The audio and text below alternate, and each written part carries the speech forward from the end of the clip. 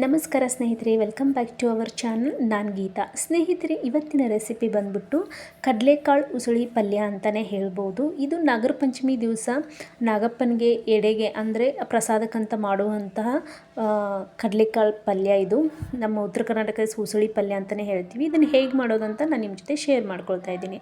ಇದನ್ನು ಒಂದು ಚಿಕ್ಕ ಬಟ್ಲಷ್ಟು ನಾನು ರಾತ್ರಿ ನೆನೆ ಇಟ್ಟಿರೋದು ನೋಡ್ತಾ ಇರ್ಬೋದು. ಇದನ್ನು ನಾನು ಇವಾಗ ರಾತ್ರಿ ನೆನೆ ಇಟ್ಟು ಬೆಳಗ್ಗೆ ಟೈಮಲ್ಲಿ ಚೆನ್ನಾಗಿ ಒಂದು 4-5 ವಿಸಿಲ್ ಹಾಕಿಸ್ಕೊಂಡಿದ್ದೀನಿ, ಅಂದರೆ ಕುದಿಸ್ಕೊಂಡಿದ್ದೀನಿ. ಸೊ ಇವಾಗ ಹಿಚ್ಕಿದ್ರೆ ನೋಡ್ಬೋದು, ಅದು ಸ್ವಲ್ಪ ಮೆತ್ತಗಾಗಿರಬೇಕು.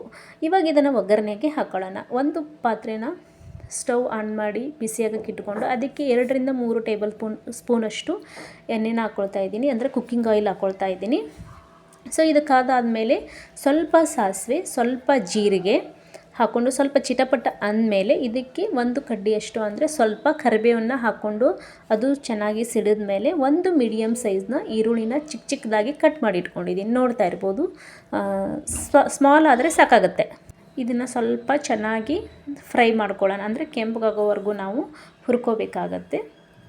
ಇದಕ್ಕೆ ಇವಾಗ ನಾನು ಹಸಿರು ಮೆಣಸಿನಕಾಯಿನ ಜಜ್ಜಿ ಹಾಕಿರೋದು, ಅಂದರೆ ನಾನು ಮಿಕ್ಸಿ ಗ್ರೈಂಡರ್ಗೆ ಹಾಕ್ಕೊಂಡಿಲ್ಲ, ಹಂಗೆ ಜಜ್ಜಿ ಒಂದು 2-3 ಅಷ್ಟೇ ಹಾಕ್ಕೊಂಡಿದ್ದೀನಿ. ಯಾಕಂದರೆ ಖಾರ ಜಾಸ್ತಿ ಇದೆ ಅಂತ ಹೇಳಿಬಿಟ್ಟು ಸ್ವಲ್ಪ ಕಡಿಮೆನೇ ಹಾಕ್ಕೊಂಡಿದ್ದೀನಿ. ನೀವು ನೋಡಿಕೊಂಡು ಖಾರನ ಇದಕ್ಕೆ ಸೇರಿಸ್ಕೋಬೋದು.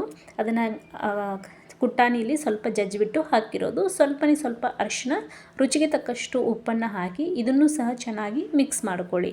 ಸ್ವಲ್ಪ ಹಸಿ ವಾಸನೆ, ಅಂದರೆ ಅರಿಶಿನದ್ದು ಹಸಿ ವಾಸನೆ ಹೋಗೋವರೆಗೂ ಚೆನ್ನಾಗಿ ಫ್ರೈ ಮಾಡ್ಕೊಂಡಾದಮೇಲೆ ಸ್ವಲ್ಪ ಧನಿಯಾ ಪೌಡರ್ನ ನಾನು ಇದಕ್ಕೆ ಸೇರಿಸ್ಕೊತಾ ಇದ್ದೀನಿ. ಇದಕ್ಕೆ ಬೇಕಂದರೆ ನೀವು ಮಸಾಲೆ ಪೌಡರ್ನು ಕೂಡ ಹಾಕೋಬೋದು. ಮನೇಲಿ ಯಾವುದಿದೆ ಮಸಾಲೆ ಪೌಡರ್, ಅಂದರೆ ಸಾಂಬಾರು ಮಸಾಲೆ ಪೌಡರ್ ಹಾಕೋಬೋದು, ಇಲ್ಲ ಅಂದರೆ ನಡೆಯುತ್ತೆ, ತೊಂದರೆ ಇಲ್ಲ.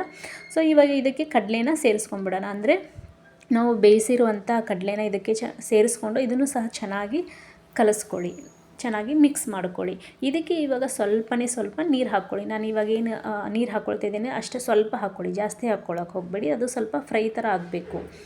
ಉಸುಳಿ ಅಂದರೆ ಸ್ವಲ್ಪ ಫ್ರೈ ಥರ ಆಗುತ್ತೆ, ನೀರು ಥರ ಆಗಬಾರ್ದು. ಅದಾದಮೇಲೆ ನಾನು ಒಂದು 10 ನಿಮಿಷ ಬಿಟ್ಟಿದ್ದೆ, ನೋಡ್ಬೋದು ಎಣ್ಣೆ ಬಿಟ್ಕೊಂಡಿದ್ದೆ, ನೀರೆಲ್ಲ ಖಾಲಿಯಾಗಿ ನಾನು ಏನು ನೀರು ಹಾಕಿದ್ನಲ್ಲ ಅದೆಲ್ಲ ಖಾಲಿಯಾಗಿ ನೋಡಿ ಎಣ್ಣೆ ಬಿಟ್ಕೊಂಡಿದ್ದೆ. ಇದಾದಮೇಲೆ ಇದಕ್ಕೆ ತುರಿದಿರುವಂತಹ ಹಸಿ ಕೊಬ್ಬರಿನ ನಾನು ಇದಕ್ಕೆ ಸೇರಿಸ್ಕೊತಾ ಇದ್ದೀನಿ. ಬೇಕಂದರೆ ನೀವು ಒಣ ಕೊಬ್ಬರಿನೂ ಹಾಕೋಬೋದು.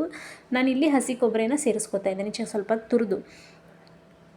ಇದಕ್ಕೆ ಇವಾಗ ನಾವು ಸ್ವಲ್ಪ ಕೊತ್ತಂಬರಿನ ಮಿಕ್ಸ್ ಮಾಡಿಕೊಂಡ್ರೆ ನಮ್ಮ ಉಸುಳಿ ಕಾಳು ಪಲ್ಯ ರೆಡಿ. ತುಂಬಾ ಸಿಂಪಲ್ಲಾಗಿ ಕಡಿಮೆ ಇಂಗ್ರೀಡಿಯೆಂಟ್ಸಲ್ಲಿ ಮಾಡುವಂತಹ ಉಸುಳಿ ಕಾಳು ಪಲ್ಯ, ಅಂದರೆ ಕಡಲೆಕಾಳು ಪಲ್ಯ ತುಂಬಾ ಚೆನ್ನಾಗಿರುತ್ತೆ. ಇದು ಚಪಾತಿ ಜೊತೆನೂ ನಿಮಗೆ ಟೇಸ್ಟ್ ಚೆನ್ನಾಗಿರುತ್ತೆ. ಬಟ್ ಇದು ನಾಗರ ಪಂಚಮಿಯಲ್ಲಿ ಇದೇ ಥರನೇ ಮಾಡ್ತಾರೆ ಉತ್ತರ ಕರ್ನಾಟಕದ ಸೈಡು. ಅಂದರೆ ನಾಗಪ್ಪನಿಗೆ ವಿಶೇಷವಾದಂತಹ ತಂಬಿಟ್ಟು ಮತ್ತು ಉಸುಳಿ ಕಾಳು ಪಲ್ಯನೇ ನೈವೇದ್ಯಕ್ಕೆ ಇಡೋದು ನಾವು.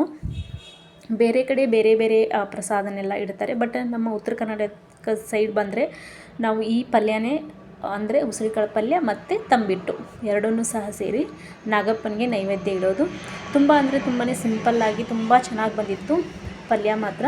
ನೀವೊಂದು ಸರಿ ಟ್ರೈ ಮಾಡಿ ನೋಡಿ, ನಿಮಗೂ ಇಷ್ಟ ಆಗುತ್ತೆ. ಹಾಗೆ ಯಾರೆಲ್ಲ ನನ್ನ ಚಾನಲ್ನ ನೋಡ್ತಾ ಇದ್ದಾರೆ ಪ್ಲೀಸ್ ಸಬ್ಸ್ಕ್ರೈಬ್ ಮಾಡ್ಕೊಳ್ಳಿ, ಹಾಗೆ ಶೇರ್ ಮಾಡಿ, ಕಮೆಂಟ್ ಮಾಡಿ, ಮತ್ತು ಲೈಕ್ ಕೂಡ ಮಾಡಿ ಅಂತ ಹೇಳ್ತಾ ಮತ್ತೆ ನಾನು ಮುಂದಿನ ರೆಸಿಪಿಯೊಂದಿಗೆ ಸಿಗ್ತೀನಿ. ಅಲ್ಲಿವರೆಗೂ ಟೇಕ್ ಕೇರ್, ಬಾಯ್ ಫ್ರೆಂಡ್ಸ್. ಹಾಗೆ ಎಲ್ಲರಿಗೂ ನಾಗರ ಪಂಚಮಿ ಹಬ್ಬದ ಶುಭಾಶಯಗಳು.